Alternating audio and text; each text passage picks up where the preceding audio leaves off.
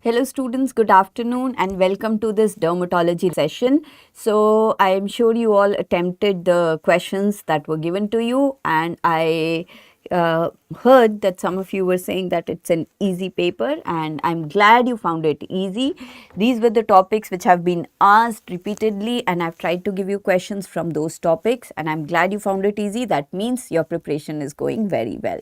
But here today we will be discussing these questions. There would be, so briefly with these questions we'll discuss the topics. In case there is something you would want me to elaborate on, you can tell me and we will do that.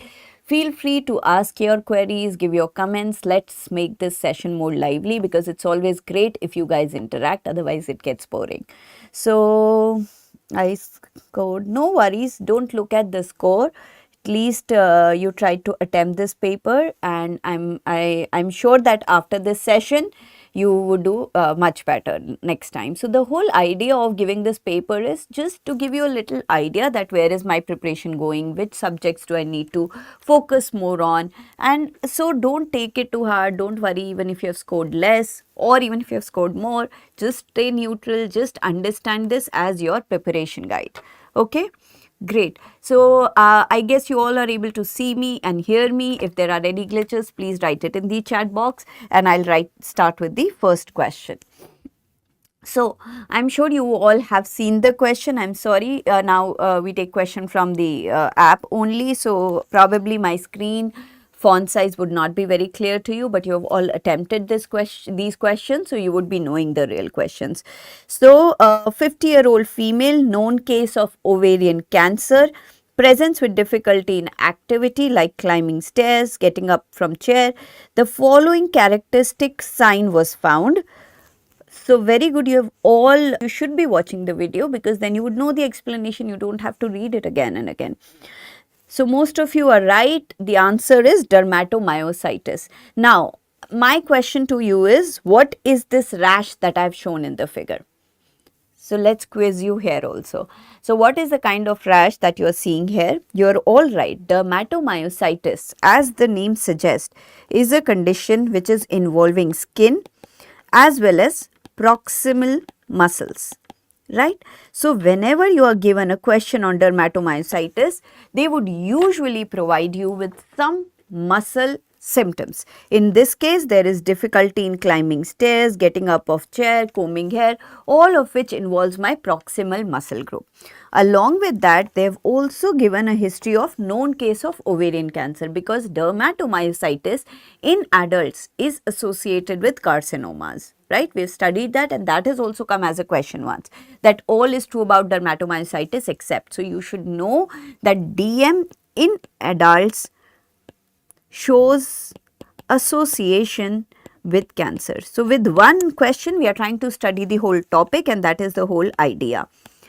Very good. Yes, you're all right. And they have given you a characteristic sign which is called as heliotrope rash. This has also been asked. The characteristic rash which is seen in this condition is called as heliotrope rash. So heliotrope rash is this confluent macular violaceous that you see around the eyelids in a patient of dermatomyositis. This rash is very characteristic, and this actually helps us in making a diagnosis. Now next question for you is, what is the criteria that is used to diagnose DM? What is the name of the criteria used to diagnose dermatomyositis?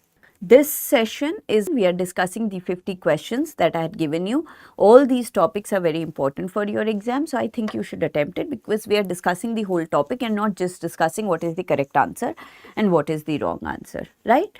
So moving on. So what is the criteria which is used to diagnose dermatomyositis? Quickly. So till you answer that, I'm going to show you few more figures which can be given with dermatomyositis. Now, when they are giving you a question of dermatomyositis, they can give you this image also.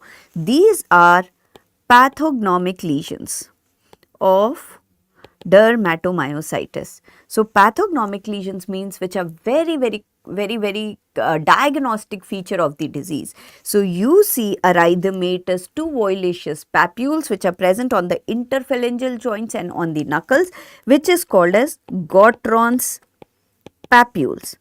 And sometimes they are not raised but just present as erythema, when they are called as Gottron's sign.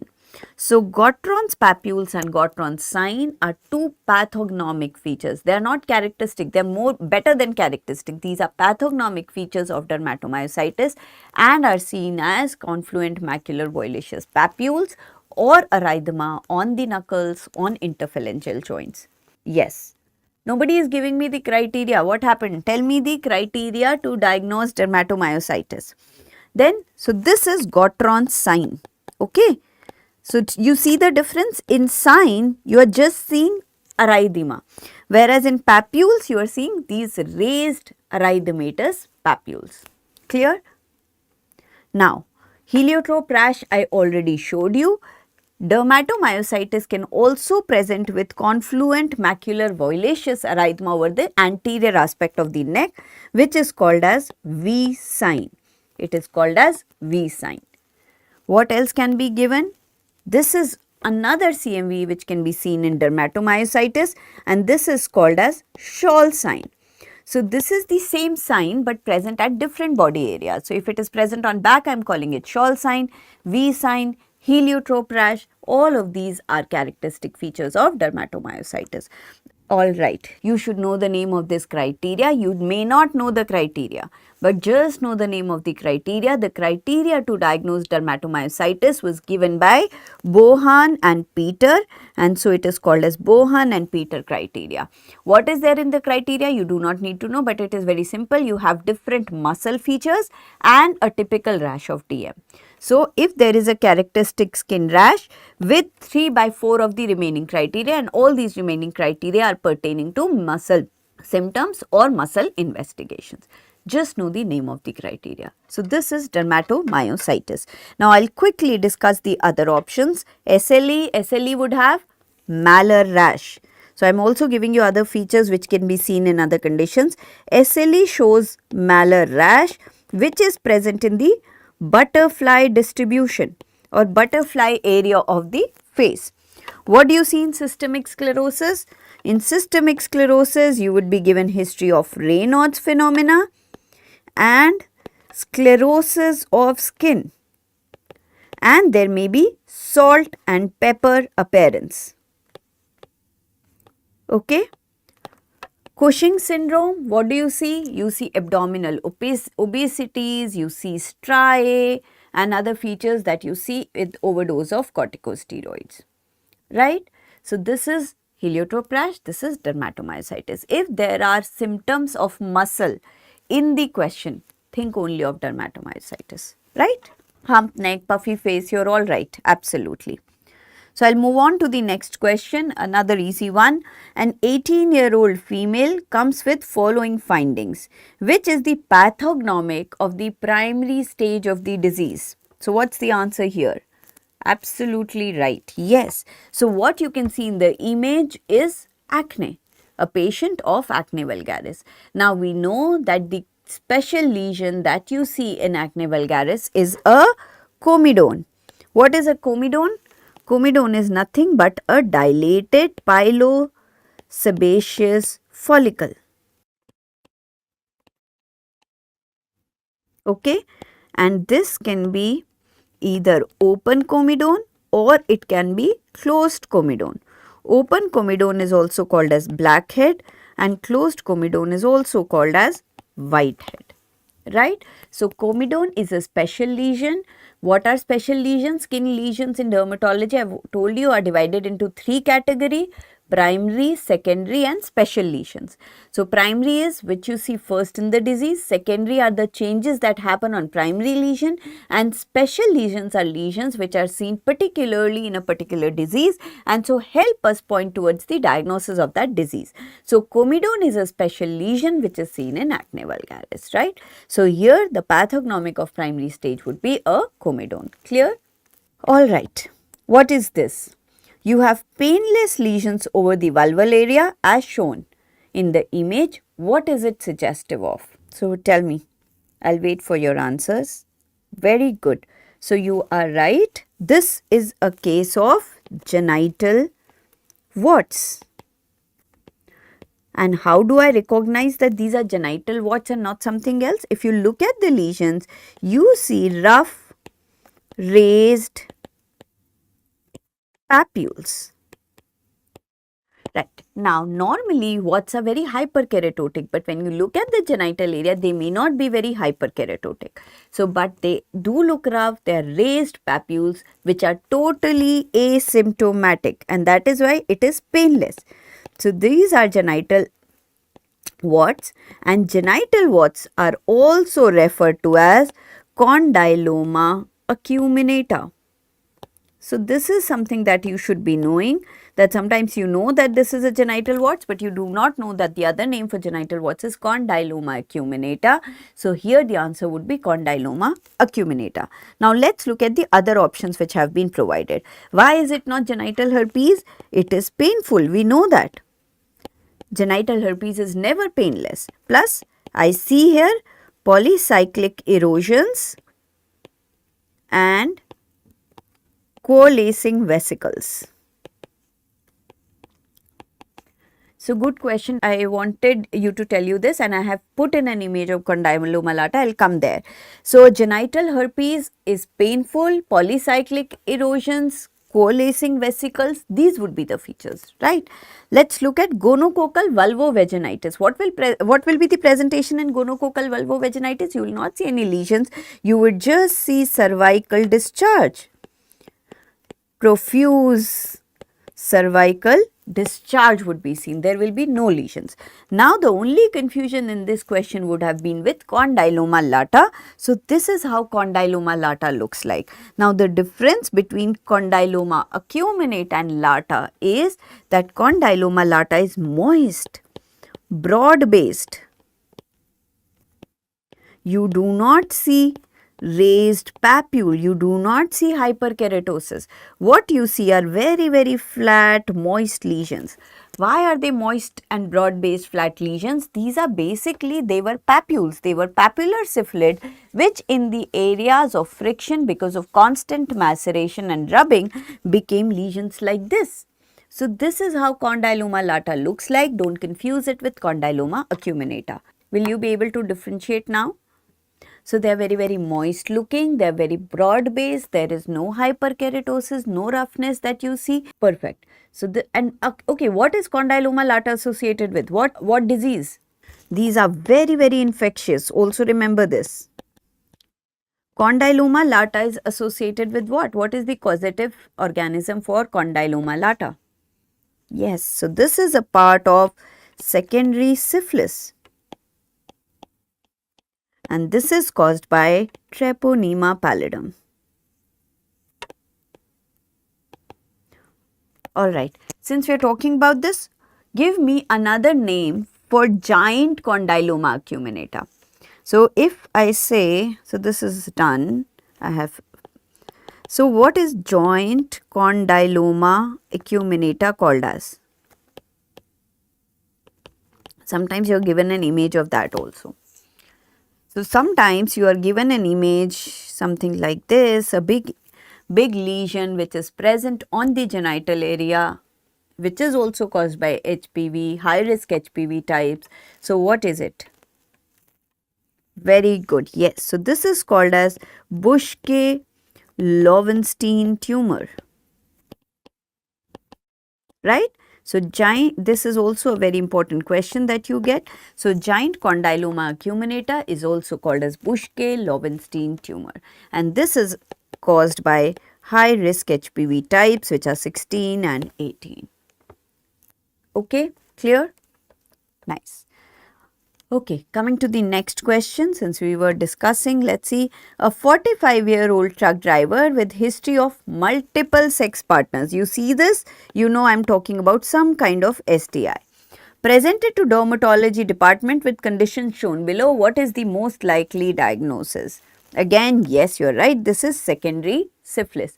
So, whenever you say multiple sexual partners, your mind should only go towards STI, right?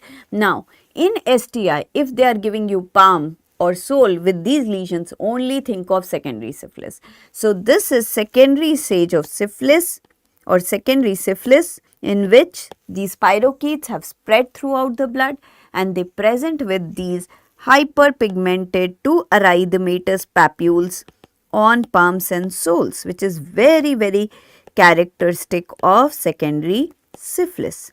What is the sign which is associated with it? Come on. There is a sign which we do in these patients. What is that sign called as? I will describe the sign, but you will tell me the name. So, I take a pin, I put the blunt end of the pin on these lesions, press it, and patient winces with pain. What is this sign called as, which is associated with this? Okay. So, now you will tell me what is button sign. Okay. So, now I have to discuss button sign, Nikolsky sign. Let's see what else you have in store. So, this is called as BO sign or Buschke-Ollendorff sign. Alright. So, this sign, when you put a all pin or a blunt end of the pin and patient winces in pain, happens because of end arthritis obliterans, and this sign is called as BO sign or Buschke-Ollendorff sign. Now, what is button sign? You are right, button sign is also associated with syphilis, but this is associated with primary stage of syphilis. Now, since my chancre is indurated or hard, if you feel the chancre, you feel it's like a button. So, if you feel the chancre always feel very hard, and that is called as button sign. Even the lymph nodes appear very hard. Okay. So, this indurated chancre when felt is hard like a button, and that is called as the button sign, right? Dr. Nitesh, what is Nikolsky sign? Where did Nikolsky come here? Where do you see Nikolsky sign form? Tell me. You know Nikolsky sign. Which condition do you see Nikolsky sign in? I am talking about Nikolsky, and now there is a new sign that's emerged, which is called as Auspitz sign. Okay. So, okay, I don't get confused. I will discuss few signs here. So, button sign, I told you. What is Nikolsky sign? Nikolsky sign is seen in pemphigus, not psoriasis. What happens in Nikolsky sign? In pemphigus, you have a bulla. Now, if you give a shearing pressure on the skin of a pemphigus patient, there is a formation of new bulla, or there is shearing of the skin that happens. That is called as Nikolsky sign and is seen in pemphigus group of disorders. Clear? Now, coming to what is Auspitz sign? Auspitz sign is seen in psoriasis. What is Auspitz sign? If there is a lesion of psoriasis, a plaque of psoriasis, take a glass slide and start scraping that lesion. So, initially there will be increased accentuation of scaling, or scaling would increase, which is called as Gritard's test. In the next step, you would see a fine membrane called as Berkeley's membrane. You continue scraping and you see pinpoint bleeding points. This is called as Auspitz sign, and it is seen in psoriasis. So, Auspitz sign has 3 steps, right? The third stage should be fulfilled to call it Auspitz sign, otherwise only the first part of Auspitz sign is called as Gritard's test. So, Gritard's test and Auspitz sign are for psoriasis. Clear? Any other signs you are confused about, you can tell me, right? So, this is clear, don't get confused. So, BO sign is what I see here. The button sign is seen in primary stage. Wonderful. Okay, next question.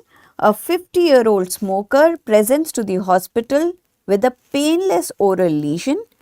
So, I have a painless lesion and a white patch that develops in the oral cavity. What is your diagnosis here? Very good. I did not expect all of you to answer leukoplakia. Good, yes, this would be leukoplakia. Now, leukoplakia is any undiagnosed white patch in the oral cavity. So, when you have a white patch which is not fitting into any diagnosis, should be painless, you think of leukoplakia. Now, leukoplakia does not mean malignancy. If you have a leukoplakia, you do biopsy, you monitor the patient to look for underlying malignancy. But leukoplakia is any undiagnosed painless white patch in the oral cavity is called as leukoplakia. Now, why is it not candidiasis? Now, candidiasis is usually not painless. There is some amount of irritation that you see, right? So, it is not painless. Why is it not lichen planus? Lichen planus is not at all painless. There is lot of difficulty in eating hot spicy food, and you do not see white patch, you see reticular violaceous patches here. So, lichen planus shows reticular violaceous patches, and there is a difficulty in hot spicy food. It is not asymptomatic. Oral cancer is not a clinical diagnosis. Clinical diagnosis will be leukoplakia. Oral cancer we can only diagnose if we perform a biopsy, right? So, here the answer would be leukoplakia, because the only information that I have is it's a painless white patch and the patient is a smoker. Correct? Any confusions? Okay. Next question. Which of the following differentiate cancer with it? Yeah. So, as I told you, you do not diagnose oral cancer based on clinical diagnosis. So, clinically, if you are seeing a white patch, you call it leukoplakia. If you are seeing a red patch, you call it erythroleukoplakia or erythroplakia. Then you undergo biopsy and see if you see any malignancy there. Only if you see any malignant cells, then you call it oral cancer. Clear? Now, which of the following is the causative agent for acne fulminans? Any type of acne, the causative agent is Propionibacterium and Staph epidermidis. Right? So, Staph epidermidis and Propionibacterium are two common bacteria which colonize my pilosebaceous follicles and are responsible for different form of acne, whether it be acne vulgaris or fulminans or conglobata or whatever type of acne. So, organisms are these only, correct? So, Propionibacterium and Staph epidermidis, these are normal commensals of the skin, but they overgrow in acne patients and they infect my pilosebaceous glands, which are blocked because of excessive sebum collection. Okay, right. Moving on to the next question. Koebner's phenomena is seen in all of the following except. What would be the answer to this? Very good. Yes, you're all right. Koebner's phenomena is also called as, what is Koebner's phenomena also called as?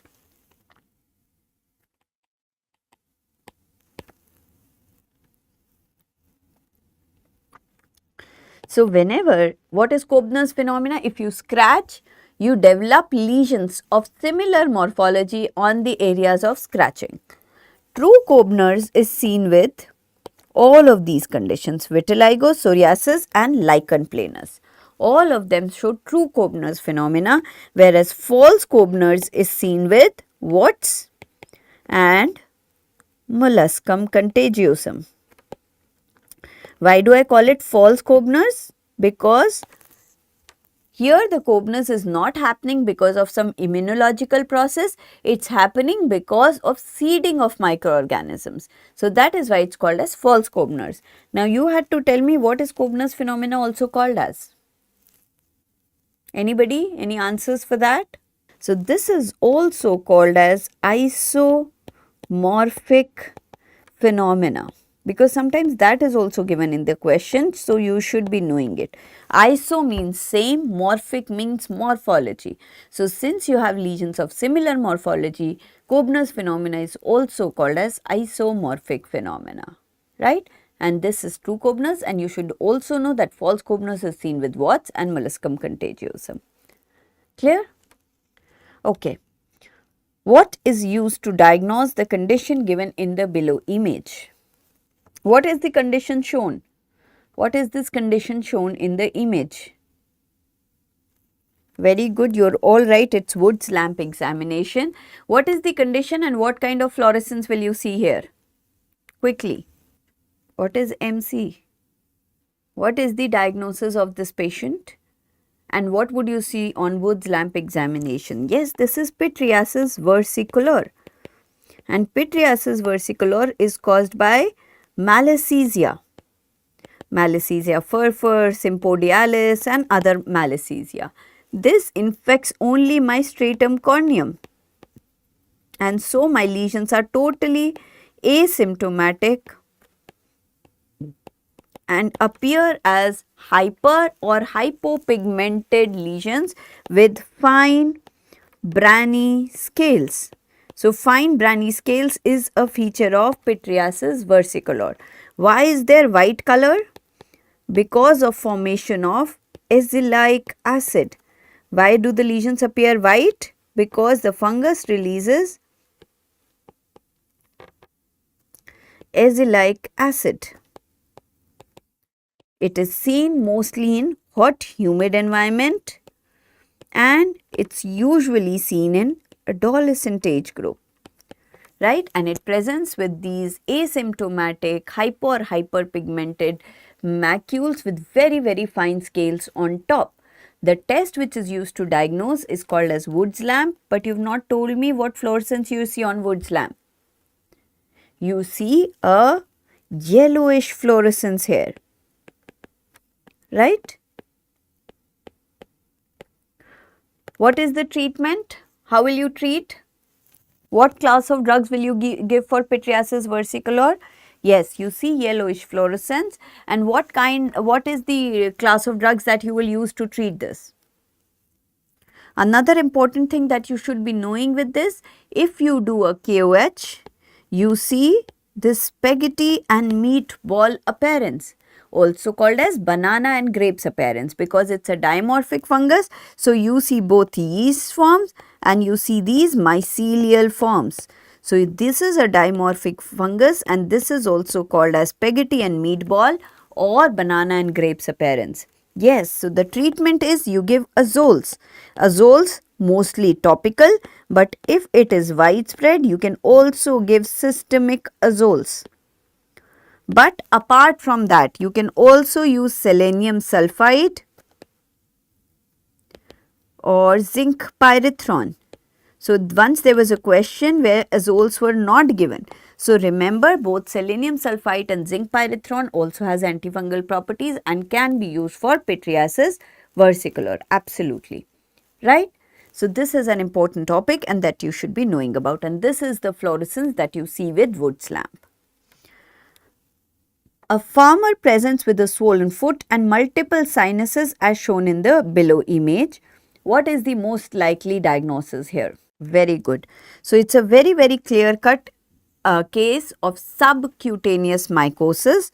Now subcutaneous mycoses are the type of fungal infections which affect my subcutaneous tissue and they are usually caused by thorn prick. So they are usually seen in farmers and gardeners. Now this particular case is a case of mycetoma. Why? Because it is one present on foot. You see these large lesions with discharging sinuses. So there is a triad in mycetoma.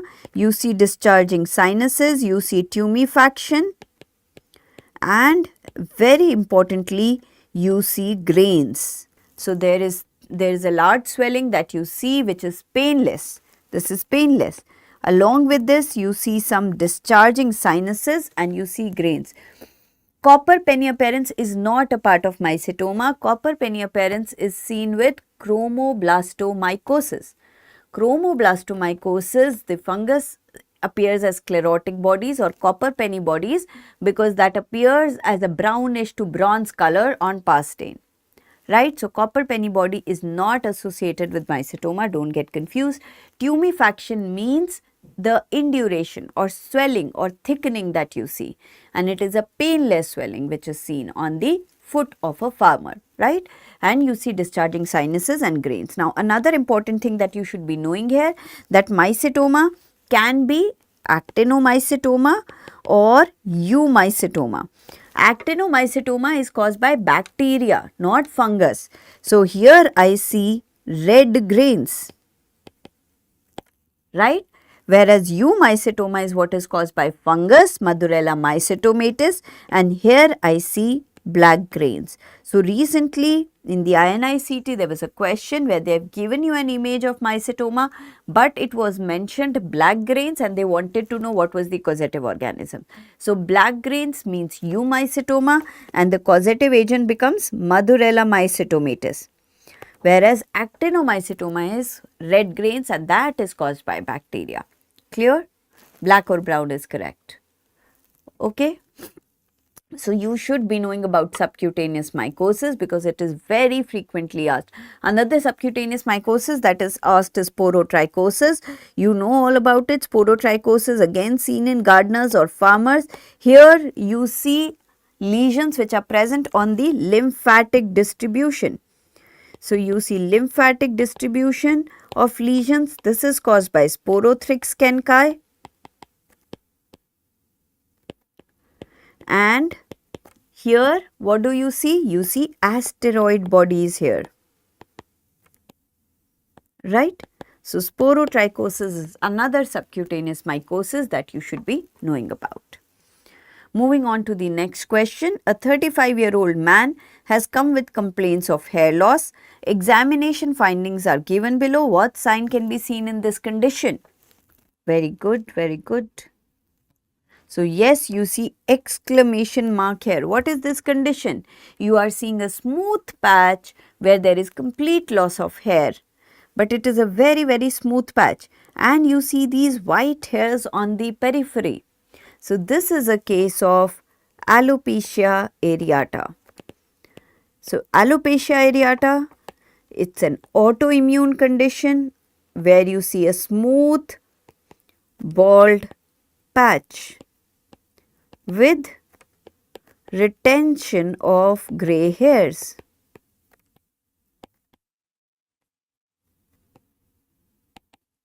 Right? So smooth bald patch with retention of grey hairs, this is alopecia areata, and the sign that you see in alopecia areata is this, which is exclamation mark here. What is exclamation mark here? On the periphery of the lesions, you see a hair which is sitting like this, and that is because my T cells are targeting this part of my hair follicle. So this is my hair follicle, it targets here. So the upper part separates, the lower roots remain like this. So it appears as exclamation mark hair, which is a feature of alopecia areata, right? Also with alopecia areata, the patient can go grey overnight. So if they say grey overnight, this is again fits into alopecia areata, right? Now coming to the other options, where do you see footprints in snow appearance? Quickly.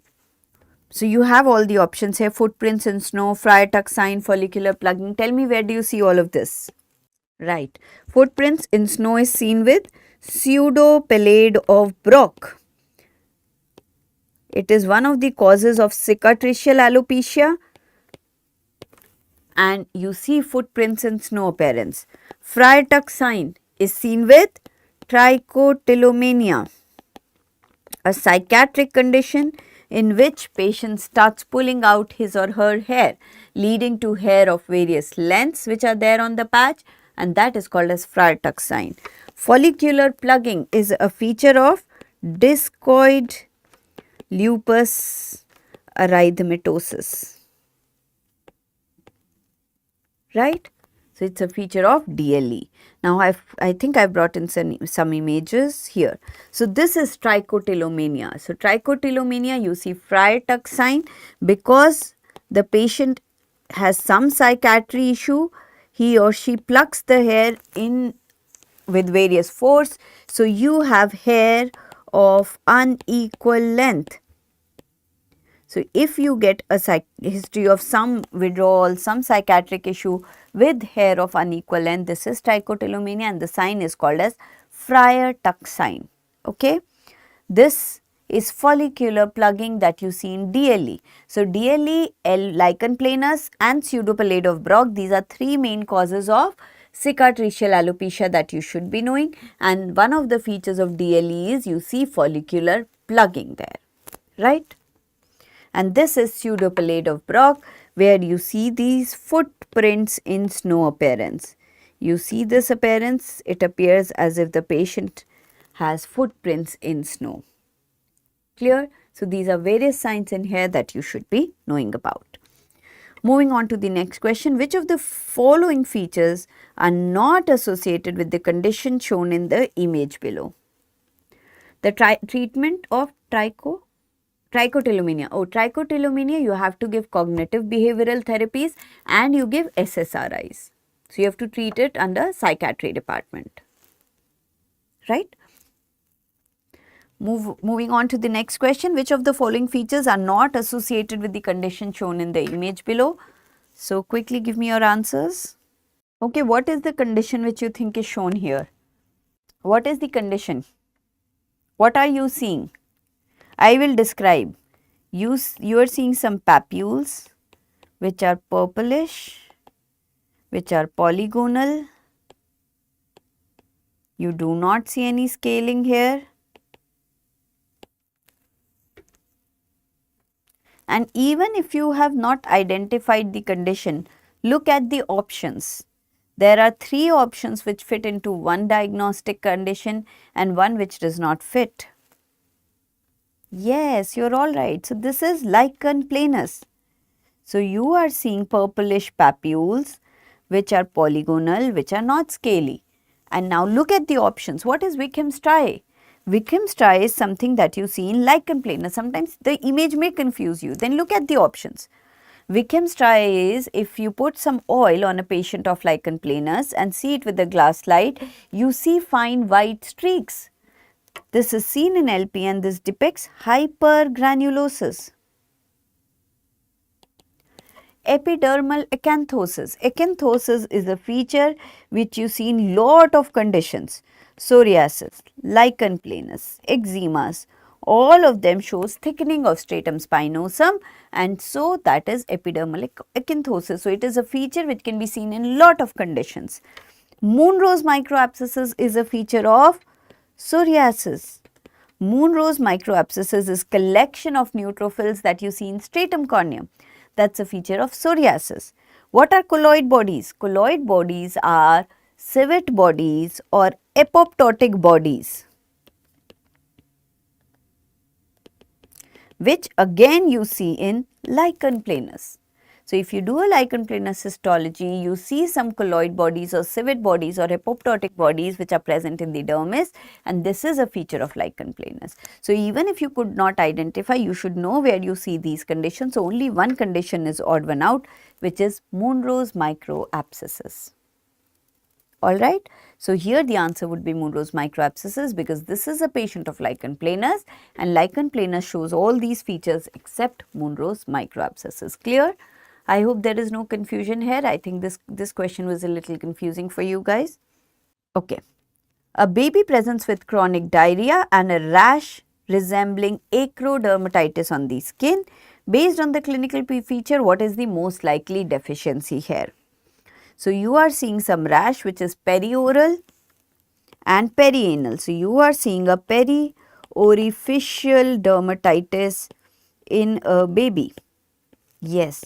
So periorificial dermatitis in a baby is suggestive of zinc deficiency, and the condition is called as acrodermatitis enteropathica.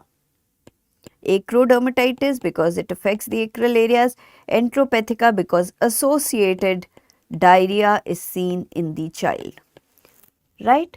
So acrodermatitis enteropathica is this condition seen in children, and this is usually seen in children who are bottle fed or who have just been weaned off, because mother's milk is rich in zinc, but here if they are bottle fed or weaned off, the zinc absorption, there is a defect in the zinc transporter protein called as ZIP4, and so there is zinc deficiency that happens, which leads to periorificial dermatitis, and along with that patient will present with diarrhea.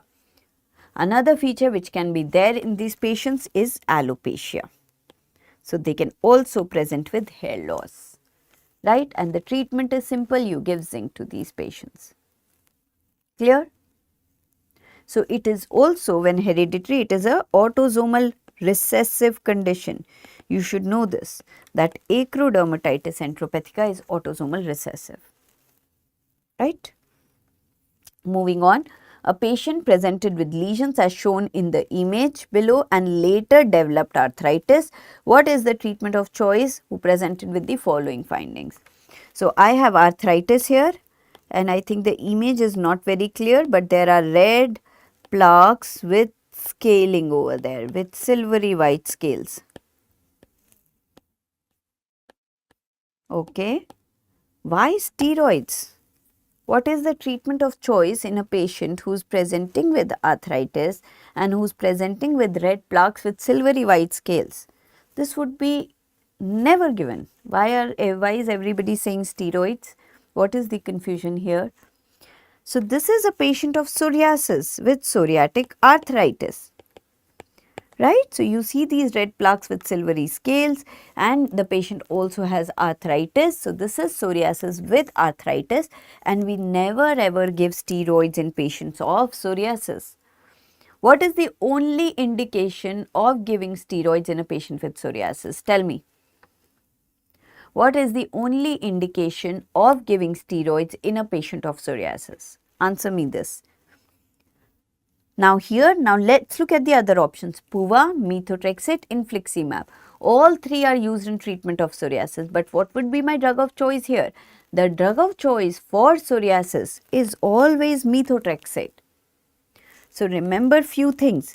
Psoriasis drug of choice is methotrexate, specifically if there are joint involvement also. However, if I have a patient who is HIV positive or who has pustular psoriasis, in that case my treatment of choice becomes acitretin. Right? So acitretin becomes my drug of choice if it is an HIV positive patient or pustular psoriasis patient. Otherwise, methotrexate is the drug of choice. Now, you did not tell me where do I give steroids. Now, steroids in psoriasis are only given for impetigo herpetiformis, which is a psoriasis that you see in pregnant patients. So, impetigo herpetiformis is a psoriasis that you see in pregnant patients, and in them, since you cannot use any other drug, there you give steroids. Otherwise, there is no indications of giving steroids anywhere in psoriasis. Clear? So, here the answer would be methotrexate. Yes, Puva is used for psoriasis, but it is not my drug of choice. What is infliximab? Infliximab is a biological. It is a TNF alpha inhibitor. Again, used for psoriasis, but not my drug of choice. It's only used when my conventional therapies fail. Clear, everyone? So, this is the answer here would be methotrexate. Moving on. A 7-year-old intellectually disabled boy was brought with large warty crust on trunk, hands and feet as shown below. Severe fissuring and scaling of skin are present. What is the possible diagnosis? So, based on the options, you know it is a patient of scabies. That's quite clear cut. Now, scabies in an intellectually disabled patient with severe fissuring and scaling with crusting. This is crusted scabies or Norwegian scabies.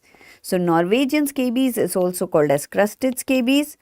It is usually seen in patients who are intellectually disabled or have Down syndrome or have leprosy or something which hampers their itching process, and because of that thousands of mites infest their skin and forms large warty crust. What is the treatment of Norwegian scabies? You give both oral ivermectin and you give permethrin. So, both of them are given. Right? So, this is a patient of Norwegian scabies. Clear? Ivermectin and permethrin both are used for crusted scabies. And this is the most severe form of scabies. Clear? Right.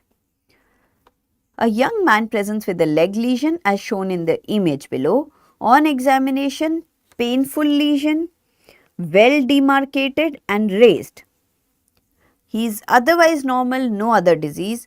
What is this infection most likely caused by? What is this infection that I am talking about? You are right, this is group A beta hemolytic streptococci, which usually causes it. What is this infection? So, this is erysipelas. So, erysipelas is a bacterial infection which presents with this painful red lesion. How do you differentiate erysipelas and cellulitis? Cellulitis is not well demarcated, it is deeper. So, cellulitis is not well demarcated, otherwise everything remains the same. Erysipelas is superficial, so you have the lesion is usually well demarcated. So if in the question it mentions well demarcated, you have to say erysipelas. Now cellulitis is caused by staph, but erysipelas is caused by group A beta hemolytic streptococci.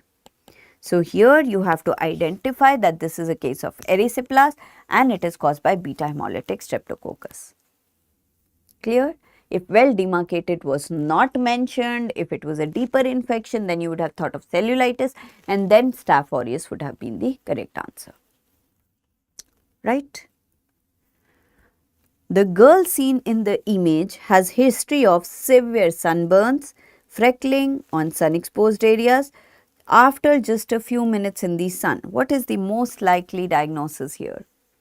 Yes. So you all have answered this very well. This is xeroderma pigmentosus. It is a genodermatosis where there is a defect in DNA repair system, and so when there is solar damage, DNA cannot be repaired and it leads to xeroderma pigmentosa. So this characteristic image where you see lot of freckles, difficulty in going out in sun, photophobia, all these sun induced changes, this is xeroderma pigmentosa, and the defect here is in nucleotide excision repair pathway. NER pathway or nucleotide excision repair pathway is defective, and so the patient is not able to bear sun.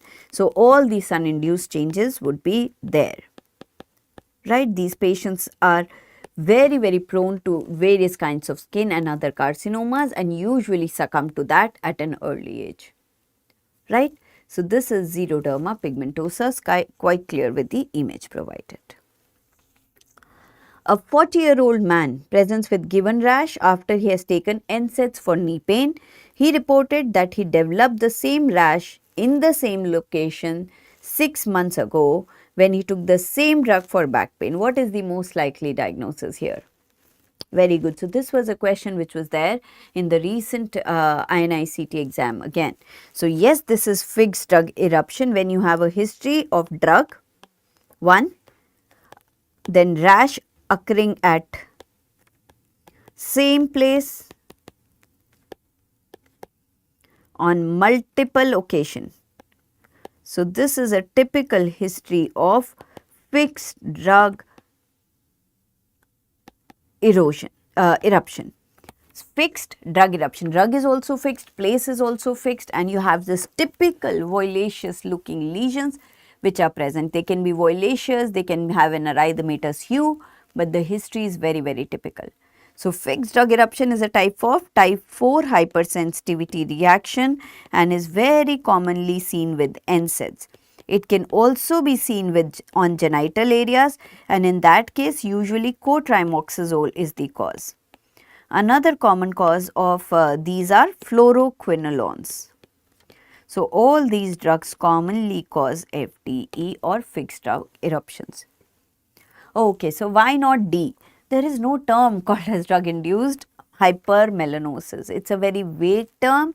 Here they are asking you about a specific diagnosis.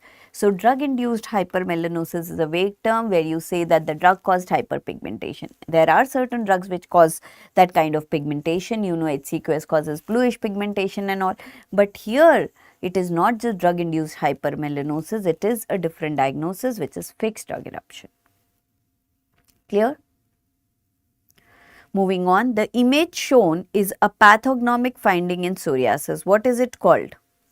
So what do you see here? You are seeing this orangish thing and there is distal onycholysis, and this they are saying is a pathognomic sign in psoriasis. So pathognomic sign is subungual oil drop sign, as if there is an oil which has dropped beneath the nail. So subungual oil drop sign is the pathognomic sign of psoriatic nails. Why not nail pitting?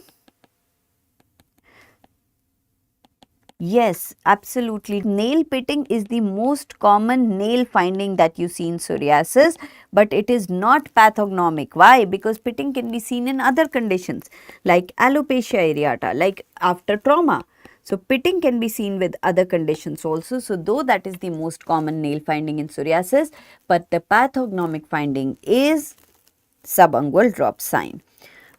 What is pterygium? Where do you see pterygium? So where do you see pterygium? Pterygium is a pathognomic nail finding in Lichen planus. So Lichen planus has nail thinning but the pathognomic sign is pterygium. Clear? Yes. So pterygium is when your proximal nail folds extends and goes and bind to the nail plate. Okay. An elderly female undergoing chemotherapy for breast cancer is experiencing significant hair loss. What is the most likely cause of her condition? Wow, you guys are good, you know everything. So yes, this is anagen effluvium. Now what happens when a patient undergoes chemotherapy? So whenever there is chemotherapy, it kills the actively dividing cells.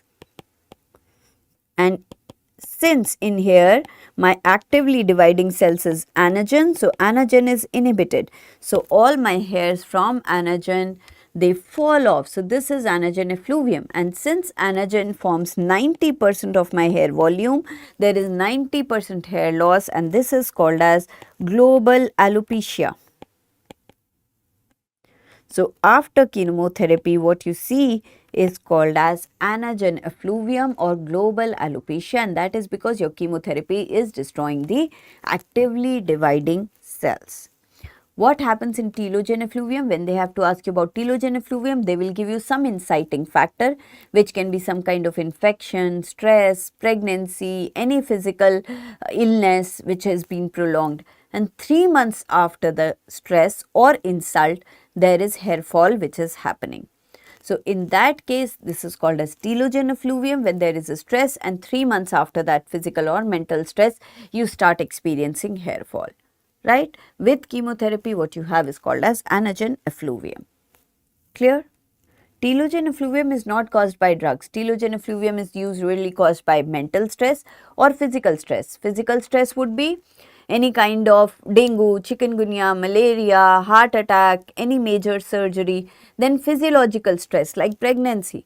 So any of these stress, what does it causes? There is premature conversion of hair from anagen to telogen phase, and since the hair stays in telogen phase for 3 months, so after 3 months those hair will fall, and that leads to telogen effluvium, right? It's not usually caused by drugs.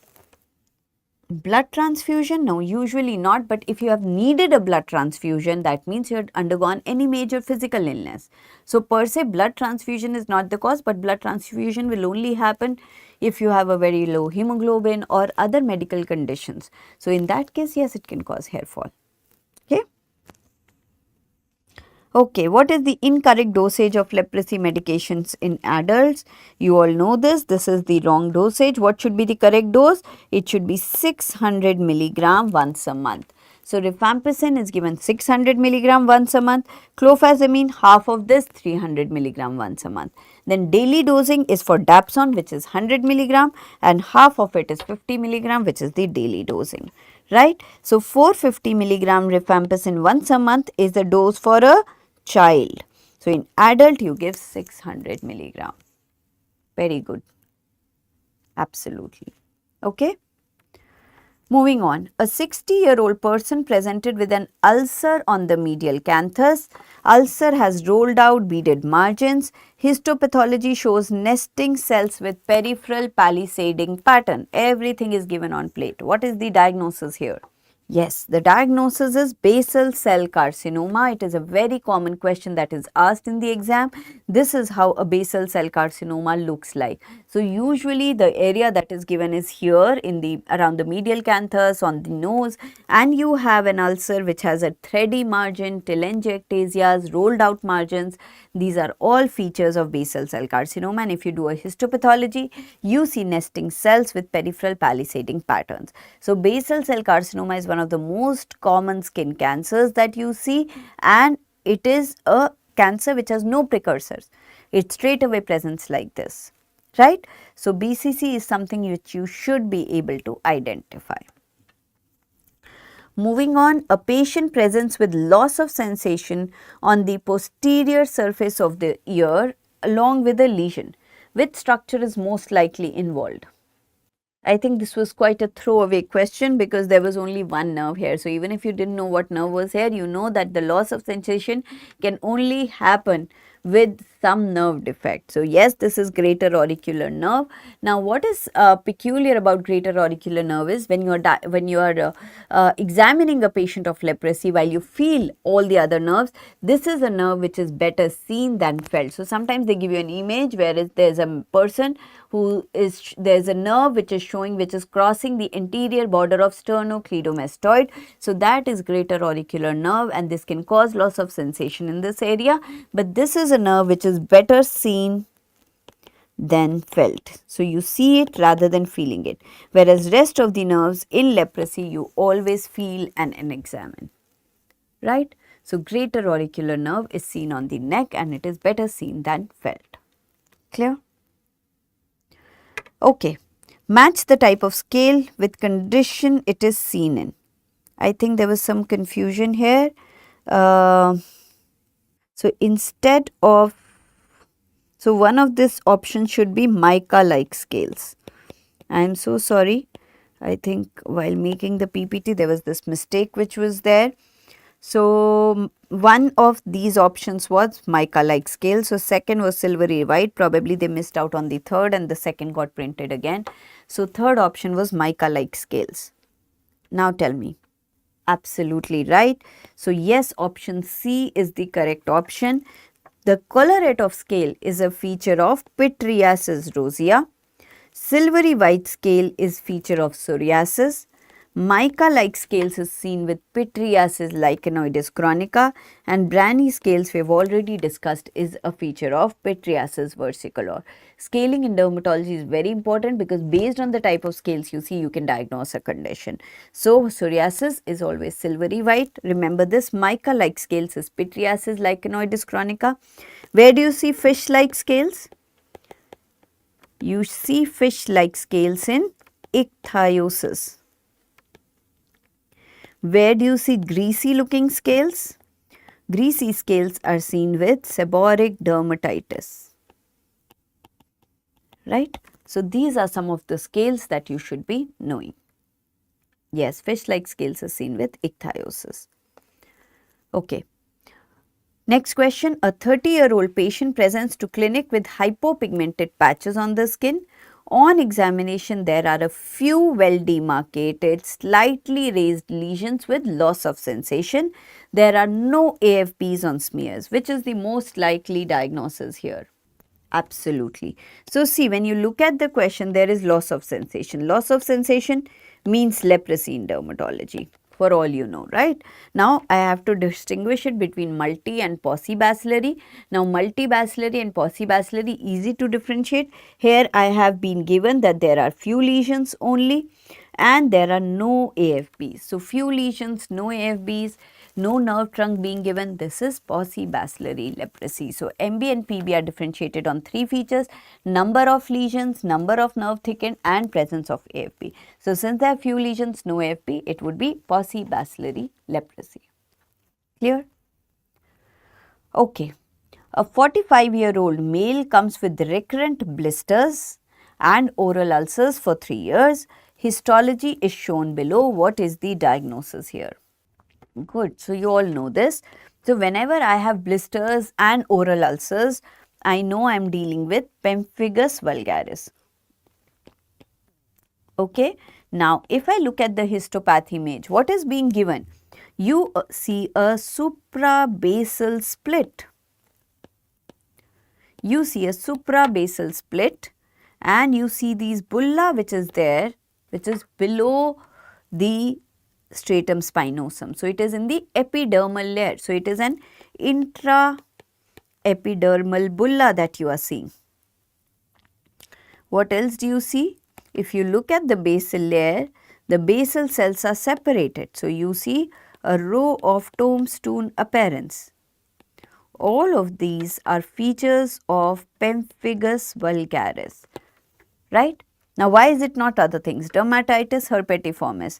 The histopathology does not match, clinical does not match. In dermatitis herpetiformis, you do not get recurrent oral blisters and oral ulcers. What you get is itchy excoriated lesions which are present on the extensors. If you do a histopathology, you see just some papillary spongiosis, then you do an immunofluorescence and you see papillary tip immunofluorescence. Bullous pemphigoid will present with subepidermal bulla. Subepidermal bulla. Here my bulla is intraepidermal. So, bullous pemphigoid can present with blisters and there may be oral erosions in 30% of the cases. But if I look at the histopathology, I can clearly see that my bulla is in the epidermis, whereas bullous pemphigoid is subepidermal. Similarly, with linear IgA disease, it is a subepidermal disorder and so I would see a subepidermal bulla here. Clear? Okay. Match the following Wood's lamp finding. Okay, absolutely. So, you are all right. Option A, erythrasma causes coral red fluorescence. This is seen in underarms, interdigital web spaces, and the patient presents with erythematous plaques which are well demarcated, not so scaly. You do a Wood's lamp and you see coral red fluorescence. What is coral red fluorescence caused by? What is the reason for coral red fluorescence? Pityriasis versicolor we just discussed causes yellow fluorescence. Tinea capitis typically causes green fluorescence and vitiligo causes a milky white fluorescence. Wood's lamp is a very important tool in the hand of a dermatologist. It has a filter which is barium silicate and nickel oxide. It has a peak wavelength at 365 nanometer and depending on different colors that it gives, you can diagnose various conditions. Yes, you are right. Coral red fluorescence is caused by coproporphyrin and the causative agent is coproporphyrin, and the causative agent is Corynebacterium minutissimum. Okay. P. versicolor we discussed, Tinea capitis causes green fluorescence and vitiligo causes milky white fluorescence. Clear? Another thing, porphyrias can also cause fluorescence. They usually cause fluorescence on the teeth and in the urine and you see red fluorescence there. Okay. Which type of skin cancer is commonly associated with the depicted cutaneous horn in the image? Wow, very nice. So, you are right, squamous cell carcinoma. Now, remember I just told you BCC does not have any precursor lesions, but SCC has precursor lesions and its precursors are actinic keratosis, arsenical keratosis and cutaneous horn.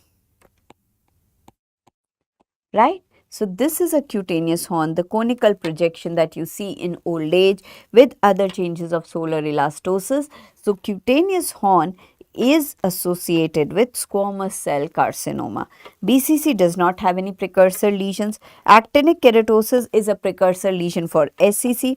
Melanoma, the precursor lesions are dysplastic nevi, aplastic nevi, junctional nevi.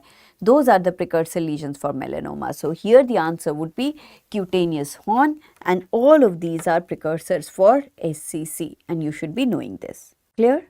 Because I think there is some confusion. So, they have asked you about the type of skin cancer. Actinic keratosis, just like cutaneous horn, is a precursor lesion for SCC. Clear? Okay. A 3-year-old child is brought to the clinic with a generalized vesicular rash covering all over the body. The parents report the rash started as red spots, developed into fluid-filled lesions. The child has fever and is irritable. What is the most likely diagnosis for this child's condition? Good. So, we know this is chicken pox and chicken pox is caused by varicella. So, varicella virus causes chicken pox and chicken pox presents with fever and a polymorphic rash which starts with red lesions, turns into a papules, then turns into a vesicle. So, polymorphic rash which is present predominantly on the trunk. So, there is a fever and prodrome followed by these lesions. What is the sign which is associated with chicken pox? Somebody already give me the answer. Rose petal appearance. So, dewdrop on rose petal appearance. So, basically there is an erythema which is there, and on the top of the erythema you see a vesicle. So, it looks like there is a dewdrop which is sitting on rose petal, which is a characteristic feature of varicella, right? And it is highly infectious. Varicella is highly infectious. There are more than 90% chances of the other person getting this infection if you are not already immune to it. Clear? Okay. What is the diagnosis of a male baby born to a non-consanguineous couple who develops blisters on areas of friction with history of previous child having similar complaints and dying at 2 weeks of age? Tell me. A, B, C, B, okay. B, B, okay. So, I think there is some confusion here, okay. So, look at the question. There is a male baby born to a non-consanguineous couple, develops blisters at areas of friction. Now, whenever you are given blisters on areas of friction with a family history, this is epidermolysis bullosa. Remember, EB is a genetic condition in which there is a defect in the genes which are responsible for epidermis formation. So, it is something like this. So, there can be defect in keratin gene, or it can be in the laminin gene or collagen 7 gene, and depending on what gene is defective, you can have different types of EB. Now, because of this genetic defect, the epidermis or the skin is not formed properly. So, at the areas of friction where the person is holding the baby or on elbows, you start noticing blistering of skin. And if EB is very severe, if it is EB dystrophicaans, it can cause even early death of the baby. And since it is genetic, it can be seen in other siblings. So, here the answer would be epidermolysis bullosa, nothing else. Epidermolysis bullosa, the lysis of epidermis leading to bulla formation. What is CBDC? CBDC is a type of linear IgA disease, which is an intraepidermal disease that you see in children, where you see the string of pearls appearance. It is not seen at the site of friction. It is not associated with casualties. Okay, CBDC is very well treatable. You give Dapsone and it gets okay. Congenital syphilis, again nothing to do with frictional site. It presents with pemphigus like vesicular lesions on palms and soles. Neonatal pemphigus again does not lead to death, no family history and nothing related to areas of friction. Okay, so this is epidermolysis bullosa and this is how the patient presents to us with. Wherever you are holding the baby at the sites of friction, the skin will give away. Clear? Next question. A female aged 25 years present with multiple nodulocystic lesions on face. Which is the drug of choice in this condition? So, here I have a patient of acne and yes, my drug of choice will be isotretinoin. Again, if I look at the other options, steroids are never given for acne. Okay? Hormonal therapy is given if you are thinking of hormonal acne. When do you think of hormonal acne? When the patient is having hirsutism, patient is having lower face acne, patient is having seborrhea, there is PCOS, there is insulin resistance, there is obesity. So, all of these features when present, you think of hormonal acne and then you give hormonal therapy. Acne is graded into 4 grades. So, one grade is when you have just comedones. In this, you treat with topical retinoids. The second stage is comedones plus papules. This stage you treat with topical antibiotics along with retinoids. Third stage, when patient has significant pustules. Here you give oral antibiotics in association with other things. So, tetracycline would be my drug of choice for grade 3 acne. Grade 4 is nodulocystic acne, which is treated with isotretinoin. Okay. So, remember this grading, they sometimes give you a clinical picture pertaining to this grading and they ask you what would be the treatment of choice. Clear? Yes, PCOS, any history suggestive of hormonal acne, then you give hormonal therapy. Clear? Okay. A patient was treated with steroids for psoriasis. On stopping the treatment, he develops fever, malaise and lesions as shown in the image below. What is the most probable diagnosis? So, as I told you, psoriasis should never be treated with steroids. But what if you treat psoriasis with steroids? This is what happens. So, what is the most probable diagnosis here? Come on, answers please. No answers for this one? Is there some confusion with this question? Okay, students, so understand this. If the patient has psoriasis and you start treating it with steroids, it goes into a form of psoriasis which is called as unstable psoriasis, and patient starts developing pustules which are sterile pustules on top of psoriasis lesions, and this is called as pustular psoriasis. So, pustular psoriasis is a morphological form of psoriasis which is typically seen after steroids, and it is also seen after coal tar has been applied on a patient and then it has been withdrawn. So, both coal tar and steroids can lead to pustular psoriasis. So, here what happens on the erythematous plaques, you start developing these small pustules, and the characteristic sign of pustular psoriasis is this. You see lakes of pus being formed. So, if you see these lakes of pus, this is very characteristic of pustular psoriasis. Clear? Clear? Now, staphylococcal infection, impetigo, acute generalized exanthematous pustulosis, also present with sudden eruption of pustules, but this is usually after a drug intake. There is an erythematous plaque and on top of it you see small pustules, but you do not see lakes of pus appearance. In subcorneal pustulosis, you see a pustule which is half moon like. So, you have this clear upper part and the lower part has pus in it.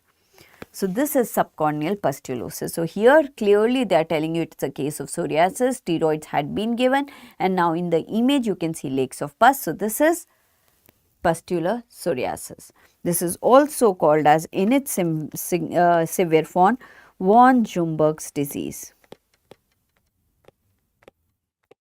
Okay, clear?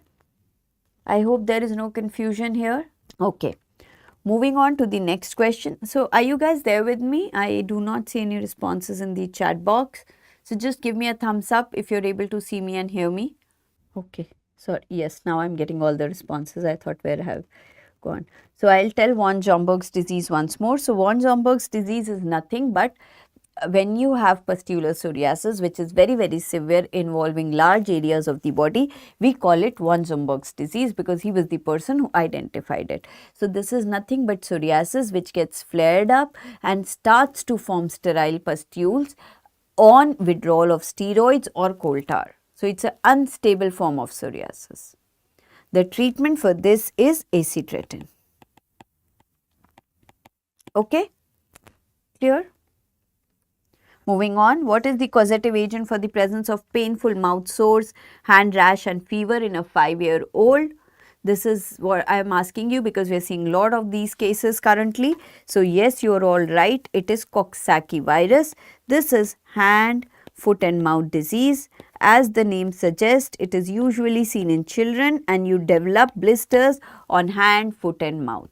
The probable virus which causes it is Coxsackie A16, and so yes, Coxsackie virus is the causative agent.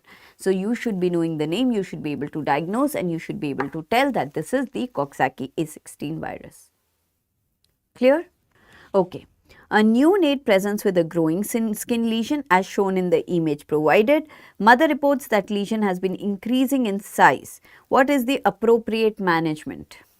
Yes. So, this is observation. Why?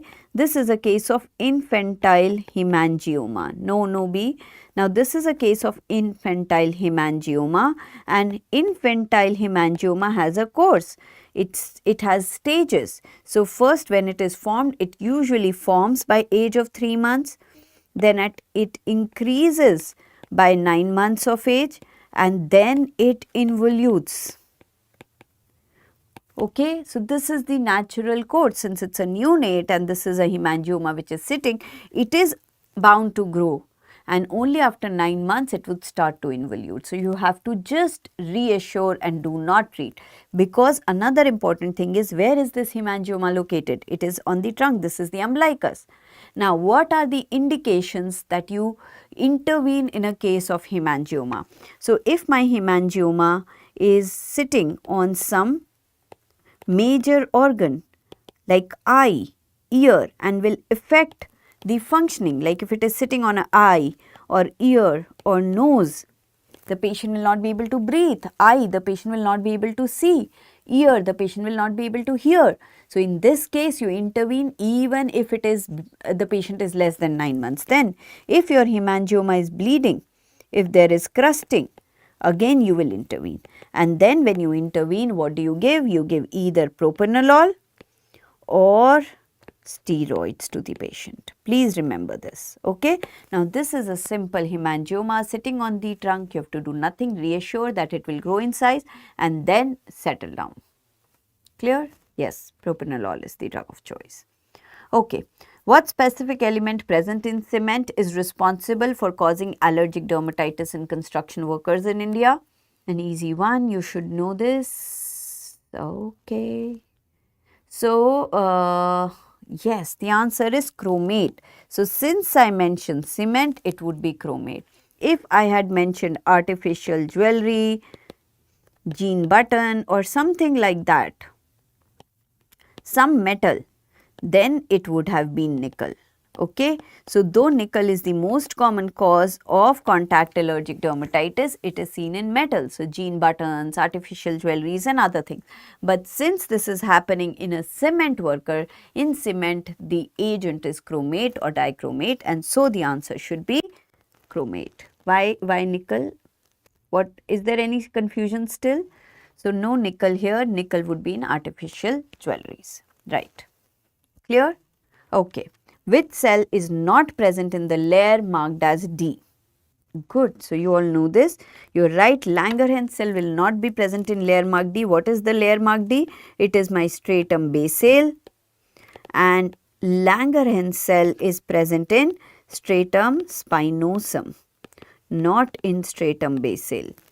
Okay. So, now these are my cells of the epidermis and they are derived from different cells. So, I think sorry it got cut. So, keratinocytes, melanocytes, Merkel cells and Langerhans cells are 4 cells. Keratinocytes are present in all cell layers. Melanocytes and Merkel cell are present in stratum basale, whereas Langerhans cells is present in stratum spinosum. Keratinocyte is derived from ectoderm, melanocyte from neural crest, and Langerhans cells from mesoderm, right? Remember this. Keratinocytes all cell layer, melanocytes and Merkel cells only on the basal layer, and Langerhans cells on the stratum spinosum, right? Keratinocyte is responsible for integration of the epidermis, barrier function. Melanocyte is responsible for uniform skin color. Merkel cell is a slow adapting touch receptor. Yes. Melanocyte, the EMU ratio is 1:36, you are right. Number of, no, so 1:36 is that one melanocyte transfers its melanin to 36 keratinocytes around it. So, that is 1:36 ratio, it is called as epidermal melanin unit. Okay. Now, Merkel cells are slow adapting touch receptors, Langerhans cells are antigen presenting cells. They have Burbeck granules or racket shaped granules, which is also asked sometimes. Okay. Okay. The following lesion is seen in a 25-year-old man who came to a primary health center 5 days after unprotected intercourse. Painful ulcers, multiple ulcers, suppurative lymphadenopathy was present, No history of drug allergy. Which kit will you use to manage this STI? D. Why D? Why did I get a lot of D's here? Yes, this would be managed by white kit. What is this? This is chancroid. I have multiple ulcers, painful ulcers, lymphadenopathy, short incubation period. So this is all suggestive of chancroid. Now how do I treat chancroid? Let's look at the kits that have been given to me. Yellow kit. Where do you use yellow kit? You use it in lower abdominal pain. You don't even use it in males. Green kit. Again used for vaginal discharge. Grey kit used for urethral discharge or cervical discharge. So there is no confusion here. If I had given you different types of genital ulcer kits, then probably there would have been a confusion. So here the answer would be kit 3 or white kit. White kit is a genital ulcer kit and this is used in cases of chancroid and chancre. Right. Now here I have also been given that there is no history of drug allergy. So patient is not allergic to penicillin. So I will treat with white kit which is for, but I'll just explain you. So first kit is grey kit used for urethral and cervical discharge, used for both gonococcal and non-gonococcal discharges. Second is the green kit which is used for vaginal discharge.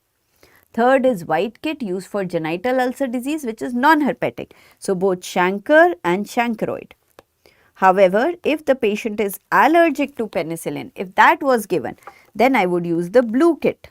So everything same, but the patient is allergic to penicillin, so I will use blue kit. Red kit I use for herpes. Yellow kit I use for lower abdominal pain. So there was a question in INICET, which kit will you not use in males? Obviously, you will not use yellow kits in males because yellow kit is for lower abdominal pain, which is seen in PID, which is seen in females, right? Then there is a new kit which is given now, which you should be knowing about, which is kit 8 or brown kit. This is used for anorectal discharge, right? So for anorectal discharge, there is a new kit which is kit 8 and it is the brown kit. Clear? So you should be knowing about these kits here. Clear? Next question. A 24-year-old male presents with asymptomatic scaly lesions over the body as shown in the image. What is the likely diagnosis here? Yes. White kit has injection benzathine penicillin and azithromycin. Absolutely. So very clear-cut case. This is a case of Pityriasis rosea. What do you see here? This is a herald patch or first patch that develops in the trunk, and then you see so many secondary lesions which are along the lines of cleavage called as Christmas tree pattern. Okay, and what else do you see here? We have already discussed. You see collarette of scales.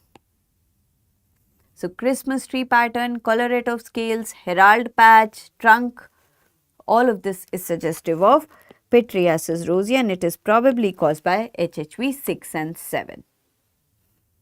Clear? So in case there is any confusion, you ask me, otherwise I'll move forward. Which of the following is not a side effect of topical steroids? Which of the following is not a side effect of topical steroids? Good.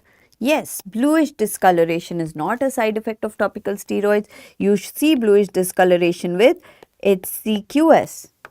Corticosteroids can cause all of this. They can cause acne, they can cause telangiectasias, they can cause atrophy, they can cause hypopigmentation, perioral dermatitis, they can also cause hypertrichosis. So all these are features of topical steroid side effects, but bluish discoloration is something that you do not see with topical steroids.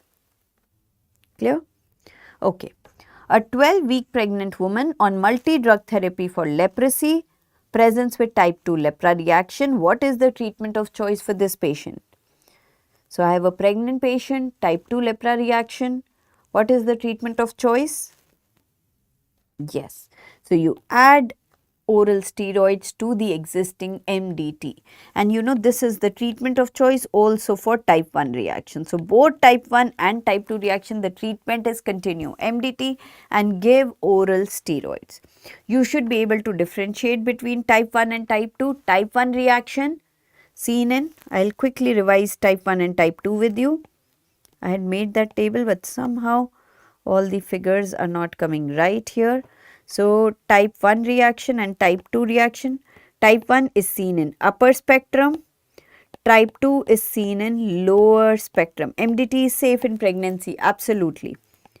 You do not stop treatment if the patient gets pregnant, or you do not avoid starting, you do start treatment if you diagnose a patient who's pregnant and has got leprosy. So, type 1 reaction seen in upper spectrum, type 2 seen in lower spectrum. Type 1 is usually after you start MDT, whereas type 2 happens when there is pregnancy, some stress, infection, something like this. Type 1 reaction is a type 4 hypersensitivity reaction, whereas type 2 is a type of type 3 hypersensitivity reaction. In type 1 reaction, existing lesions,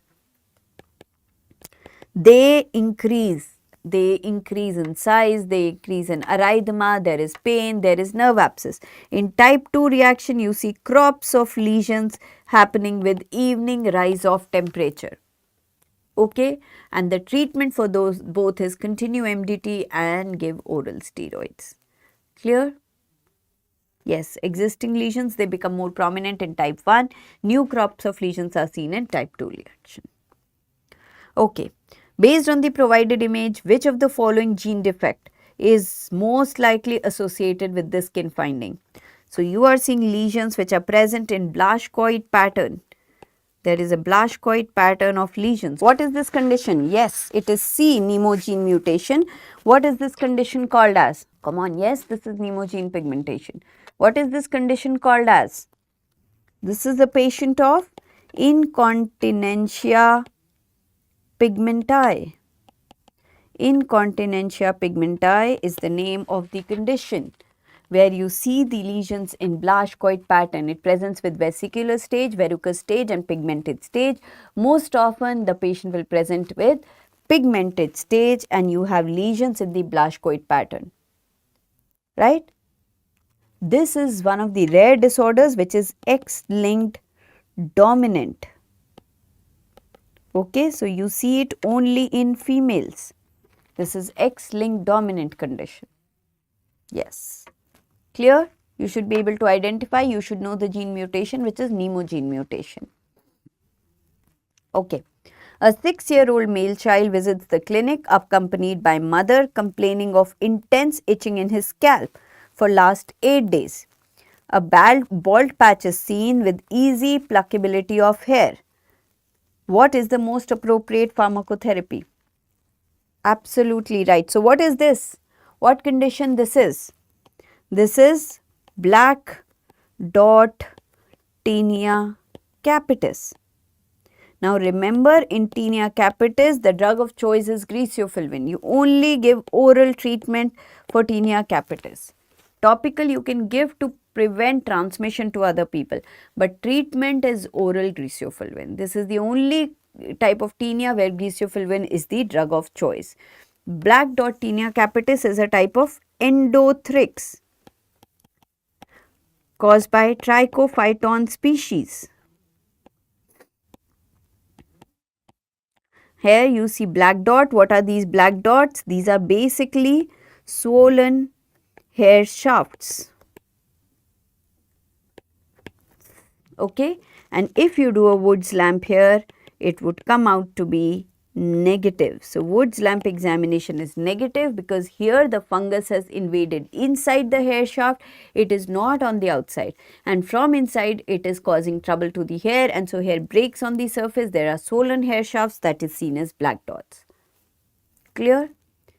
This has now emerged as the most common type of tinea capitis that we see currently. And that is why trichophyton has become the most common species which causes tinea capitis now. Clear? Okay. For the diagnosis of neuritic leprosy, which nerve is typically subjected to a biopsy? Okay. Right. Again, a lot of confusion here. Would you do a biopsy from ulnar nerve? Okay, ulnar nerve is not the answer. Now, some of you will tell me why ulnar nerve is not the answer. See, if you are taking a biopsy in a cases of neuritic leprosy, you're taking the biopsy from the nerve. Now, if you take a biopsy from the nerve, you're going to damage some nerve fibers. Would you compromise on the motor functions of a patient? So, you would never biopsy a nerve which has motor fibers because you cannot compromise on motor functions. So, you always biopsy a pure sensory nerve. Yes, you're right. If you biopsy ulnar nerve, you may damage the motor fibers of ulnar nerve. And then the patient will land up like this. What will you do then? So, you always biopsy from a pure sensory nerve because you can manage some amount of sensation loss but not motor loss. So, the nerve which is selected for biopsy is either superficial branch of radial cutaneous nerve because it's purely sensory, or you can also do it from sural nerve. So, these are my two nerves which I use for biopsy, and you never biopsy from ulnar or median or lateral popliteal nerve because all of them have motor fibers. Yes, sural nerve or not just radial nerve, superficial branch of radial nerve or radial cutaneous nerve.